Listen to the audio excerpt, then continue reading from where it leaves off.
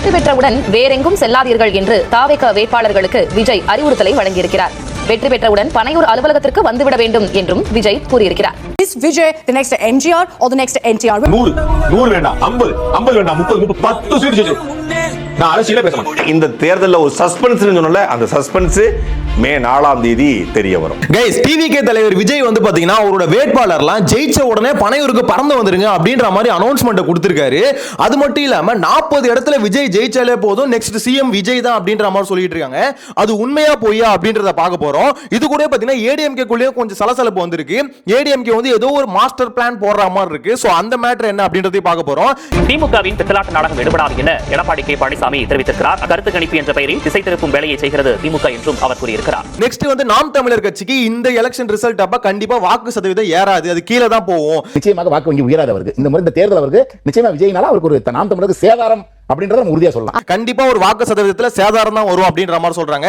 எதை வச்சு சொல்றாங்கன்னா இந்த கருத்து கணிப்பு முடிவுகள்லாம் அதை தான் காமிக்குது. கம்பல்சரி இவருக்கு ஓட் பர்சன்டேஜ் ஏறதுக்கு வாய்ப்பே இல்லை அப்படின்ற மாதிரி நிறைய அதிமேதாவிகள் வந்து பாத்தீங்கன்னா கணிச்சுக்கிட்டு இருக்காங்க. அந்த மேட்டர் என்ன அப்படின்றதையும் பார்க்க போறோம். நெக்ஸ்ட் ரங்கராஜ் பாண்டே வந்து பாத்தீங்கன்னா விஜய் 10 சீட்டுக்கு மேல ஜெயிக்கவே மாட்டாரு, அப்படி ஜெயிச்சுட்டா அரசியல் பேசுறதே நான் நிறுத்திக்கிறேன் அப்படின்ற மாதிரி ஒரு வீடியோல வந்து பேசியிருந்தாரு. சோ அதை எடுத்து போட்டு டிவி கேஸ்ல இருந்து இப்ப பயங்கரமா ஷேர் பண்ணிட்டு இருக்காங்க. அப்ப மே 4ஆம் தேதியோட ரங்கராஜ் பாண்டே வந்து ரிட்டையர்மெண்ட் கொடுத்துட்டு போயிட்டு போல, அரசியல் பேச மாட்டார் போல அப்படின்ற மாதிரி. அந்த மேட்டர் என்ன அப்படின்றது டீடைலா பார்க்கலாம். சேனலை ஃபர்ஸ்ட் டைம் பாத்தீங்கன்னா சப்ஸ்கிரைப் பண்ணிட்டு வீடியோ லைக் பண்ணி வச்சுக்கோங்க. ஒன் பை ஒன்னா பார்த்தலாமா? ஃபர்ஸ்ட் ஆஃப் ஆல் இன்னைக்கு வந்து மே 1 என்ன, ஒன்னு உழைப்பாளர்கள் தினம். சோ எல்லா உழைப்பாளிகளுக்கும் பாத்தீங்கன்னா உழைப்பாளர் தின வாழ்த்துக்கள். நெக்ஸ்ட் தலையோட பிறந்த நாள். சோ ஹாப்பி பர்த்டே தலை அப்படின்ற மாதிரி சொல்லிக்கிறேன். தலைக்கு பிறந்தநாள் வாழ்த்துக்கள் சொல்றது மட்டும் இல்லாம அவர் சொன்ன அட்வைஸ் இங்க மென்ஷன் பண்ணணும்னு நினைக்கிறேன். ஒரு ஆக்டரா என்னோட ரசிகனா இரு, அதுக்குன்னு என்னோட ரசிகனா மட்டும் இருந்துராத. அஜித் வாழ்க, விஜய் வாழ்க, நீங்க எப்போ வாழ போறீங்க? ரசிகர்களா இருங்க, பட் ரசிகர்களா மட்டும் இருக்காங்க. படிக்கிறவங்க நல்லா படிக்கும், வேலைக்கு போறவங்க இன்னும் கடுமையா உழைக்கணும் அப்படின்ற மாதிரி அட்வைஸ் கொடுப்பாரு. இப்போ எதுக்கு மெயினா இங்க மென்ஷன் பண்றேன்னு வச்சுக்கோங்களேன். ஒரு வீடியோ ட்விட்டர்ல பயங்கர வைரலா போயிட்டு இருக்கு. நியூஸ் சேனல் எடுத்து போட்டுன்னு போட்டுக்கிட்டு இருக்காங்க.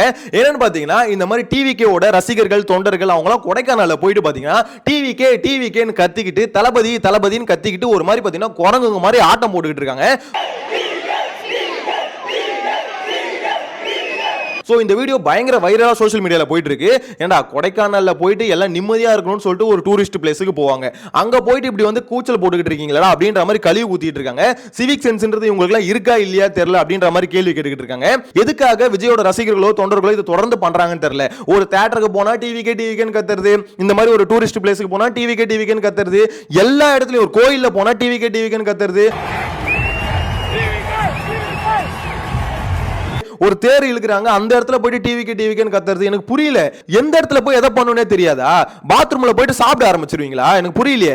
சாப்பிடுற இடத்துல தானே சாப்பிடுவீங்க, ஏன்டா இவ்வளவு கேவலமா பிஹேவ் பண்றீங்க அப்படின்ற மாதிரி தான் இருக்கு. ஒரு கோயில் திருவிழால போயிட்டு டிவிகேன்னு கத்துறது உங்களுக்கு என்ன யூஸ்ஃபுல்லா இருக்கும்? எதுக்காக அதை பண்றீங்க?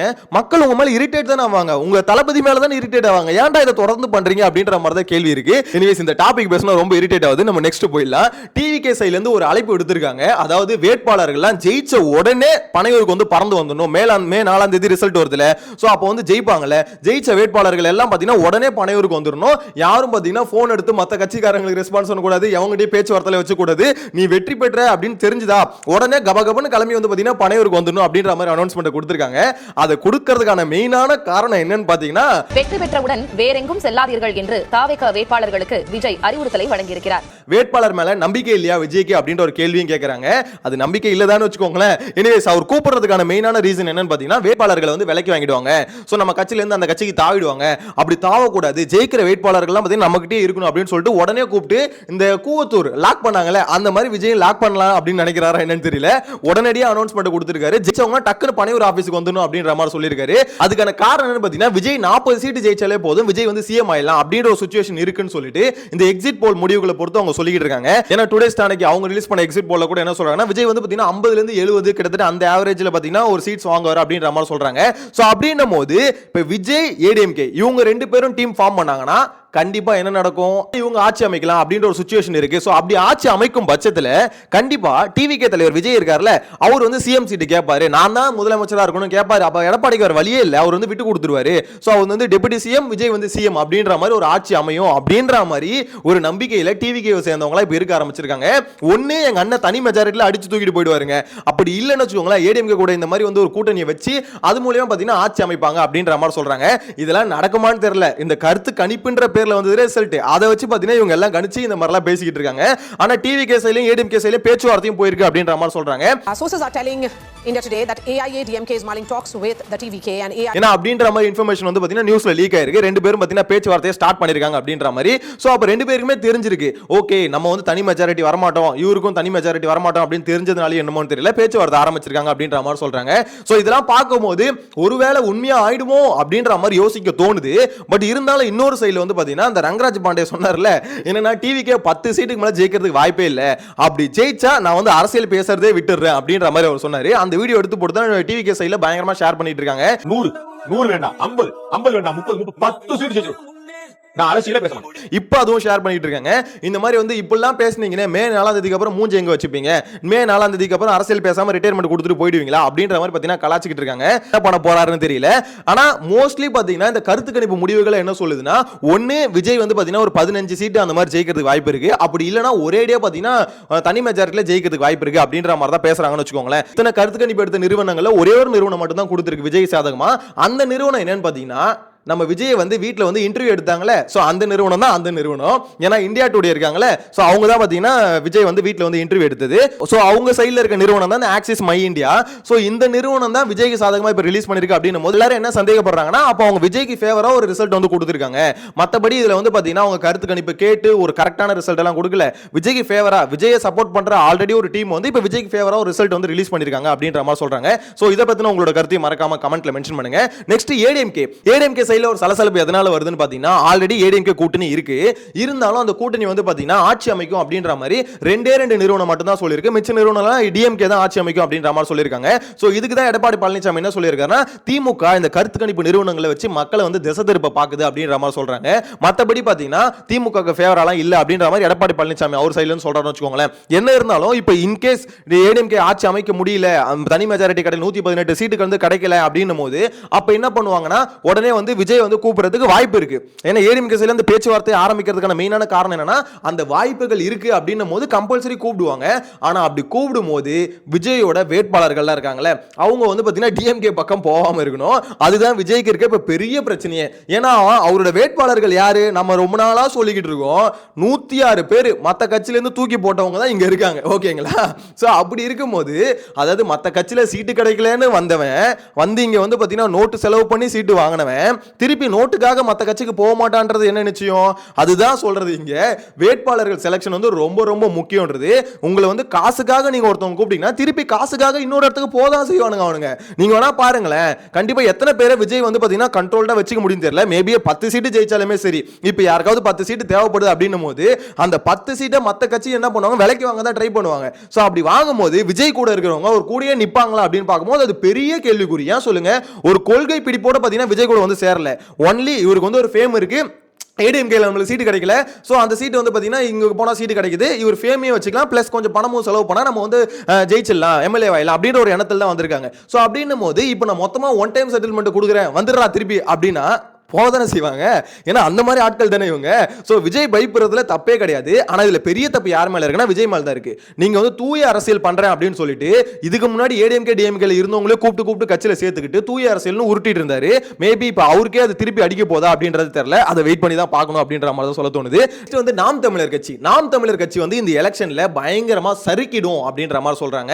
நிச்சயமாக வாக்கு வங்கி உயராது அவருக்கு. இந்த மாதிரி இந்த தேர்தல் அவருக்கு நிச்சயமா விஜய்னால அவருக்கு ஒரு நாம் தமிழருக்கு சேதாரம் அப்படின்றத உறுதியா சொல்லலாம். அதிமுகவுக்கு போல நாம் தமிழருக்கும் அது ஒரு சேதாரம் தான். எதனாலனா ஆக்சுவலா அவங்களுக்கு வந்து பாத்தீங்கன்னா 2ல இருந்து 6 சீட்டு 1ல இருந்து 6 சீட்டு அப்படின்ற மாதிரி கருத்து கணிப்புல வந்து வருது அவங்களுக்கு. சோ சில இடத்துல பாத்தீங்கன்னா ஒரு சீட்டு, பாண்டிச்சேரிலாம் பாத்தீங்கன்னா 2 சீட்டு ஜெயிக்கிறதுக்கு வாய்ப்பு இருக்கு அப்படின்ற மாதிரிலாம் எல்லாம் சொல்றாங்கன்னு வெச்சுக்கோங்களேன். என்டிடிவில புதுச்சேரி 30 தொகுதியில என்டிஏ அலையன்ஸ்க்கு 16ல இருந்து 19 தொகுதிகள் கிடைக்க வாய்ப்பு இருக்கு அப்படிங்கிறதும், இண்டி கூட்டணிக்கு 10ல இருந்து 12 தொகுதிகள் கிடைக்க வாய்ப்பு இருக்கும் அப்படிங்கிறதும், தாவேகாருக்கு ஒரு சீட்டு கூட இல்ல, அதே நேரத்தில் நாம் தமிழர் கட்சிக்கு 1ல இருந்து 2 வந்து சீட்டு கிடைக்கிறதுக்கான வாய்ப்புகள் இருக்கும் அப்படின்னு பிரெடிக்ட் பண்ணப்பட்டிருக்கிறது என்டிடிவி. நம்மோட இருந்தாலுமே தமிழ்நாடு எலெக்ஷனை பொறுத்த வரைக்கும் நாம் தமிழர் கட்சிக்கு வந்து பாத்தீங்கன்னா ஓட்டுல பயங்கரமான சேதாரம் இருக்கும். அவங்க வாங்கின 8% தக்க வைக்கிறது கஷ்டம் தான். அதுல வந்து பாத்தீங்கன்னா சரிவு ஏற்படும். அது வந்து பாத்தீங்கன்னா வாக்கு வங்கி எப்பவுமே ஏறவே ஏறாது அப்படின்ற மாதிரி நியூஸ் சேனல்ல உட்கார்ந்து பேசிக்கிட்டு இருக்காங்க. எனக்கு அதெல்லாம் பார்க்கும்போது ஒண்ணுதான் தெரியுது. இந்த கருத்து கணிப்பை வச்சு நீங்க வந்து இறங்கும்னு சொன்னீங்கன்னா அப்ப நாம் தமிழர் கட்சி 2021 வந்து பாத்தீங்கன்னா அவங்களுக்கான கருத்து கணிப்புன்னு போது 4% தான் கொடுத்தாங்க. இத்தனைக்கு மற்றவையில் தான் வச்சு கொடுத்தாங்க. இப்போ இந்த வாட்டி எப்படி பண்றாங்க? அதே தான் பண்றானுங்க. மற்றவையில் தான் எப்பவுமே வைப்பாங்க. 8% வாங்கி அங்கீகரிக்க கட்சி ஆனதுக்கு அப்புறமே மற்றவையில் தான் வச்சிருக்காங்க. அதுக்கு முன்னாடி 2021 மற்றவையில் தான் வச்சிருந்தாங்க. இவங்க கொடுத்தது எவ்வளவுன்னு பாத்தீங்கன்னா 3% 4% என்னமோ தான் கொடுத்தாங்க 2021. ஆனா அவங்க வாங்கினது வந்து பாத்தீங்கன்னா 6% வாங்கினாங்க. 6.5% வாங்கினாங்க ஓட்டு. சோ என்னைக்குமே பாத்தீங்கன்னா நீங்க ஏறும்னு சொன்னதே இல்லையே பாஸ், எப்பவுமே இறங்கும் தானே சொல்லிருக்கீங்க. இப்போ என்ன பண்ணாங்க? வாங்கினதை விட இறங்குன்றாங்க. இதுக்கு முன்னாடி பாத்தீங்கன்னா உங்களுக்கு ஏறவே ஏறாது அப்படின்ற மாதிரி சொன்னவங்க இப்போ நீங்க ஆல்ரெடி வச்சிருக்க 8% இறங்கும் அப்படின்ற மாதிரி சொல்றாங்க. சோ இதை வந்து நாம் தமிழர் கட்சி முறியடிக்குமா அப்படின்றத வெயிட் பண்ணி தான் பார்க்கணும். ஆனா கலை யதார்த்தத்தை பார்க்கும்போது எனக்கு தெரிஞ்சு ஓட் பர்சன்டேஜ் கீழே வரதுக்கு வாய்ப்பு இல்லை அப்படின்ற மாதிரி தான் தோணுது.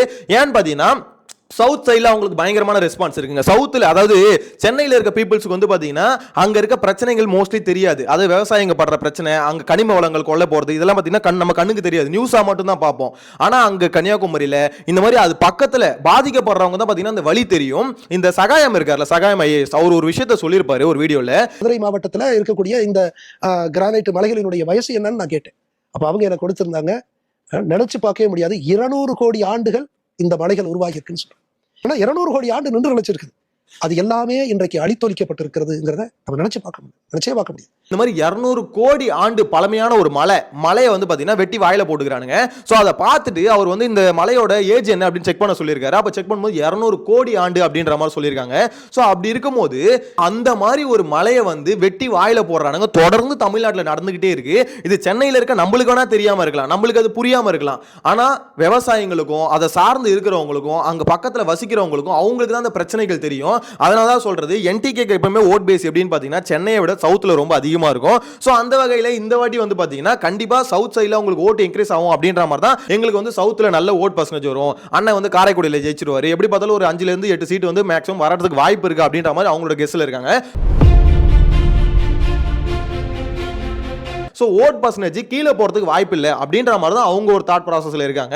ஸோ அது எப்படின்னு வெயிட் பண்ணி தான் பார்க்கணும். பட் நியூஸ் சேனலில் சொல்கிறது என்னன்னா எப்பவும் போல ஓட்டு வந்து கீழே தான் போகும், மேலெல்லாம் ஏறதுக்கு வாய்ப்பே இல்லை. அது காரணம் விஜய் வந்து உடனே உடைச்சிட்டாரு அவர் ஓட்டை அப்படின்ற மாதிரி சொல்கிறாங்க. ஸோ அதை வெயிட் பண்ணி தான் பார்க்கணும்னு வச்சுக்கோங்களேன். நாம் தமிழர் கட்சி மேலே இந்த நெல்சன்ற பையன் வந்து பார்த்தீங்கன்னா 500 கோடி சீமான் வாங்கிட்டாரு, அதே மாதிரி சாட்டை வந்து 2 கோடி வாங்குறாரு அப்படின்ற மாதிரி குற்றச்சாட்டு வச்சோன்னா சாட்டை வந்து பார்த்தீங்கன்னா திருப்பி பதிலடி கொடுத்தாரு.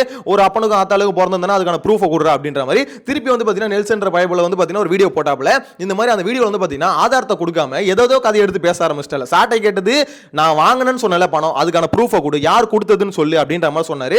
அதுக்கான பதில் அந்த பையன்கிட்ட இல்ல. அதுக்கான பதில் என்னன்னு ஏதோ கதையை எடுத்து பேச ஆரம்பிச்சிட்டேன். வீடியோ அணிவர்கள் 100 வீடியோ விஜய் ஒரு 10 வீடியோ திமுக சாப்பிட்டு வருவார். அது என்ன சொன்னாங்க? சாப்பிட்டு வருவார். உங்க அப்ப ஏகே ஆர்பிக்கு கல்ல வெட்டி வித்தீங்களுக்கு இவ்வளவு கோவம் ஆகுது. கல்ல வெட்டி கடத்துற கம்யூனிட்டிகளுக்கு இந்த கோவம் ஆகாது. மலையை உடைச்சு வித்தீங்க, மலையை உடைச்சு நீ வித்தீங்க இல்லையா? நான் சொன்னது புரியல, நீ ஆம்பளா என்ன வளர்க்கோடா. இப்போ நீங்க ஒரு குற்றச்சாட்டு வைக்கிறேன்னா அந்த குற்றச்சாட்டுக்கு ஆதாரத்தை கேட்டா அந்த ஆதாரத்தை கொடுக்கணும். அதை விட்டுட்டு எந்ததோ கதையை எடுத்துன்னு வந்து எங்கெங்கயோ பேசிட்டு இருக்க. அதுக்கு விளக்கம் கொடுக்கறதா இருந்தா இந்த விளக்கத்தை கொடுத்துடலாம். பட் உங்ககிட்ட கேட்ட கேள்வி என்னது? உண்மையிலே சொல்றேன், சாட்டை கேட்கிற அந்த வார்த்தைகள் வந்து பாத்தீங்கன்னா ரொம்ப மோசமா தான் இருந்தது. அதை என்னடா இப்படி கேட்கறாரு அப்படின்ற மாதிரி தான் இருந்தது. ஆனா அப்படி கேட்டுமே உங்ககிட்ட ஆதாரம் இல்லை அப்படின்றது கிளியரா தெரிஞ்சு போச்சுல. அப்போ உங்ககிட்ட ப்ரூஃபே இல்லாம வாயில வந்து அடிச்சு விடுறது. 500 கோடி இவரு வாங்கிட்டாரு, 2 கோடி வந்து பாத்தீங்கன்னா சாட்டை வந்து வாங்குற ஒரு வீடியோக்கு அப்படின்னு சொல்லிட்டு அடிச்சு விடுறது. மானங்கிட்ட கேள்வியை கேட்கறாப்ல. அப்படி இருக்கும்போது உனக்கு உண்மையிலே கோபம் வந்தா அதுக்கான ஆதாரம் உங்கள்கிட்ட இருந்திருந்தா நீ கொடுத்திருப்பிய. அப்ப என்னன்னா வீடியோ பேசுறேன்னு சொல்லிட்டு என்ன வேணா உட்காந்து பேசிருவியா? இந்த மாதிரி நிறைய பேர் இருக்காங்க. ஆக்சுவலா சுத்தமா ப்ரூஃப்ஸ் இல்ல. அதாவது இதுக்கான ப்ரூஃப் அவங்க கிட்ட இருக்கவே இருக்காது, அதுக்கான ஆதாரமே இருக்காது. அவங்களோட கெஸ்ல அவங்களோட அசம்ஷன்லயே பாத்தீங்கன்னா ஒரு இது அடிச்சு விடுறது. இவங்க இவ்வளவு வாங்கிட்டாங்க, அவங்களும் வாங்கிட்டாங்க அப்படின்ற மாதிரி அடிச்சு விடுறது. அது எப்படி அவங்களால பண்ண முடியுது எனக்கு புரியல. டிவிக்கே இவங்க எல்லாம் சொல்ற மாதிரி இந்த கருத்து கணிப்புலாம் சொல்ற மாதிரி ஒரு 50 சீட்டு அந்த மாதிரி ஜெயிச்சிடுச்சுன்னு வச்சுக்கோங்களேன். அப்படி ஜெயிச்சிருச்சுன்னு வச்சுக்கோங்களேன், கண்டிப்பா சொல்றேன் ஏடிஎம்கே வந்து டிவிக்கு வந்து ஃபேவர் பண்ணும். ஆனா அந்த இடத்துல விஜய் சிஎம் ஆயிடுவாரு அப்படின்ற மாதிரி டிவி சைடுல சொல்றாங்கல்ல, அதுக்கு எடப்பாடி ஒத்து போறான்னு கேட்டீங்கன்னா வாய்ப்பு இல்ல ராஜா, வாய்ப்பே இல்லை. ஏன்னா இந்த எடப்பாடின்ற மனுஷன் சிஎம் ஆகிறதுக்கு என்னென்ன வேலை பண்ணி வந்தாரு நம்மளும் கண் எதிர்க்க எல்லாத்தையும் பார்த்துட்டு தானே இருந்தோம். அந்த ஆள் காலில் விழுந்தது என்ன, அதுக்கப்புறம் கட்சியில் இருந்தவங்களை அடிச்சு துரத்துறது என்ன, கூட இருந்த பன்னீர்செல்வத்தை ஓட விட்டது என்ன, ஸோ இந்த மாதிரி நிறைய விஷயங்கள் அவர் பண்ணி அந்த பொசிஷனை வந்து தக்க வச்சுட்டு இருக்காரு. அப்படி இருக்க ஒரு பொசிஷன்ல இருந்து நான் தான் முதலமைச்சர் வேட்பாளர் இருக்கிற பொசிஷன்ல இருந்து விஜய் வந்து எனக்கு வந்து ஓகே சப்போர்ட் பண்றாரு ஆட்சி அமைக்கிறதுக்கு அப்படின்னு சொல்லிட்டு ஒரே காரணத்தினால இந்த இடத்துல அவர் விட்டு கொடுத்துருவாரு நினைக்கிறீங்களா? அவர்லாம் ரொம்ப சிம்பிள். அப்படி நீ தான் சிஎம்னா நான் எதிர்க்கட்சியாவே இருந்துட்டு போயிடுறேன் அப்படின்ற மாதிரி சொல்லிட்டு போயிடுவாருங்க. ஏன்னா இந்த இடத்துல பாத்தீங்கன்னா எடப்பாடி சிஎம்னா மட்டும்தான் இந்த கூட்டணி வந்து ஃபார்ம் ஆகும். அதாவது விஜய் வந்து சப்போர்ட்டே பண்ணாலுமே சரி, எடப்பாடி சிஎம்னா தான் அது வந்து ஒத்து போகும். விஜய் சிஎம் அப்படின்னா அது ஒத்து போறதுக்கு வாய்ப்பு இல்லை, மேக்ஸிமம் வாய்ப்பு இல்லை அப்படின்ற மாதிரி சுச்சுவேஷன் தான் இருக்கு. நீங்க என்ன நினைக்கிறீங்க ஓவராலா? இப்போ அரசியல் களம் வந்து பாத்தீங்கன்னா இந்த கருத்து கணிப்பு எக்ஸிட் போல் அது வந்ததுக்கு அப்புறம் பாத்தீங்கன்னா பயங்கரமா சூடு பிடிச்சிருக்கு. அதாவது இவங்க அவ்வளோ வாங்குவாங்க, அவங்க இவ்வளோ வாங்குவாங்க, என்டிகே ஒண்ணுமே வாங்க மாட்டாங்க அப்படின்ற மாதிரி ஏகப்பட்ட கருத்து கணிப்பு கருத்து திணிப்பு அப்படின்ற மாதிரி எல்லாத்தையும் பாத்தீங்கன்னா எடுத்து வச்சுக்கிட்டே இருக்காங்க. அதெல்லாம் பார்த்துட்டு அரசியல் கட்சிகளுக்குள்ள சில பதட்டங்கள் வருது. ஆனா திமுக மட்டும் பாத்தீங்கன்னா ரொம்ப கான்பிடென்ட்டா இருக்க மாதிரி இருக்குங்க. ஏதோ பயங்கரமான நல்லாட்சி கொடுத்துட்டா மாதிரியும் அவங்களுக்கு வந்து பாத்தீங்கன்னா நாங்க ஜெயிச்சிரோம்டா அப்படின்ற மாதிரி இருந்துட்டு இருக்காங்க. தமிழ்நாடு மக்கள் எல்லாம் இன்னொரு மேட்டர் ஒன்று சொல்லிக்கிறேன். பவர் கட் வந்து வரப்போகுது. திருப்பி நான் ஆல்ரெடி நியூஸை பார்த்துருப்பீங்க. தமிழ்நாடு நாசமா போகுது அப்படின்றது கிளியரா தெரிஞ்சு போச்சு. அந்த சகாயம் அவர் சொன்ன மாதிரி தான் நம்ம கனிம வளங்களை கண் முன்னாடி எடுத்துட்டு போயிட்டு இருக்காங்க. 200 கோடி ஆண்டு இருக்கக்கூடிய ஒரு மலையை வந்து பாத்தீங்கன்னா உடைச்சு வாயில போட்டுக்கிட்டு இருக்காங்க. சோ இந்த மாதிரி ஏகப்பட்ட பிரச்சனைகள் இருக்கு. இந்த பிரச்சனைகள்லாம் மக்களுக்கு எதுவுமே தெரியல. அது எதுவுமே தெரியாம இந்த மாதிரி காசுக்கு ஓட்டு போட்டுட்டு இருந்தா இப்படிதான் ஆகும். இந்த பவர் கட் வரப்போது திருப்பி பாத்தீங்கன்னா எல்லாம் அனுபவிக்க வேண்டியது இருக்கும். எல்லா பிசினஸும் பாத்தீங்கன்னா லாஸ்ட்ல போகும். சோ லாஸ்ட்ல போறத வந்து பாத்தீங்கன்னா திருப்பி ப்ராஃபிட்ல வைக்கணும்னு சொல்லிட்டு ரேட் ஏறும், விலைவாசி ஏறும். விலைவாசி ஏறினா கடைசியில் யார்கிட்ட வந்து விடியும்? நம்ம கிட்ட தான் விடியும்.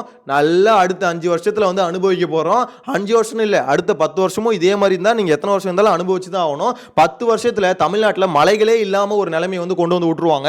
ஆத்துல இருக்க மலை எல்லாத்தையும் பாத்தீங்கன்னா வாரி வாயில போட்டு நக்கி தின்றுவானுங்க. சோ இது எல்லாமே ஆல்ரெடி பாதி முடிஞ்சிருச்சு. மீதி பாதியும் பாத்தீங்கன்னா நெக்ஸ்ட் 10 இயர்ஸ்ல பண்ணி முடிச்சிருவாங்க. அதே மாதிரி கடைசி வரைக்கும் தமிழ்நாட்டில் காசுக்காகவும் இந்த ரசிக மனப்பான்மைக்காகவும் ஓட்டு போட்டுட்டு இருந்தா இந்த நிலைமை தான் இருக்கும். விஜய் வந்து எம்ஜிஆர் கூடயும் என்டிஆர் கூடயும் கம்பேர் பண்ணி போட்டுக்கிட்டு இருக்காங்க. எனக்கு அதை பார்க்கும்போது எப்படி இதை கம்பேர் பண்றாங்க எனக்கு புரியவே இல்லை. ஆக்சுவலா எம்ஜிஆர் கூடயும் என்டிஆர் கூடயும் இருந்தப்ப இருந்த மக்களோட மைண்ட் செட்டும் இப்ப இருக்க மக்களோட மைண்ட் செட்டும் அப்போ ஒன்னா தான் இருக்கா? கொஞ்சம் கூட மேலே ஏறவே இல்லையா அப்படின்ற மாதிரி தான் இருக்கு. அப்போ வந்து சினிமாவில் நடிச்சவங்கள கடவுளா பார்த்தாங்க. ஏன்னா எம்ஜிஆர் கடவுளா பார்த்தாங்க. அவர் வந்து பார்த்தீங்கன்னா ஸ்கிரீன்ல மட்டும் தான் பார்க்க முடியும். அப்படி ஒரு ஜோன்ல இருந்தாங்க. ஆனா இப்போ வந்து மக்களுக்கு எல்லாருக்கும் விழிப்புணர்வு வந்துருச்சுல, படிச்சிருக்காங்கல்ல, எல்லாருக்கும் புரிதல் இருக்குல்ல அப்படின்ற மாதிரி நினைச்சுக்கிட்டு இருக்கோம். ஆனா இப்பயுமே எம்ஜிஆர் கூடயும் என்டிஆர் கூடயும் விஜய் கம்பேர் பண்ற அளவுக்கு தான் இருக்காங்கன்னா அப்போ மக்களோட மனநிலைமை என்ன ஆகுது? அப்ப இருந்த மனநிலைமை இருக்குல்ல, அது அப்படியே தான் இருக்கு. கொஞ்சம் கூட மேல வரவே இல்லை.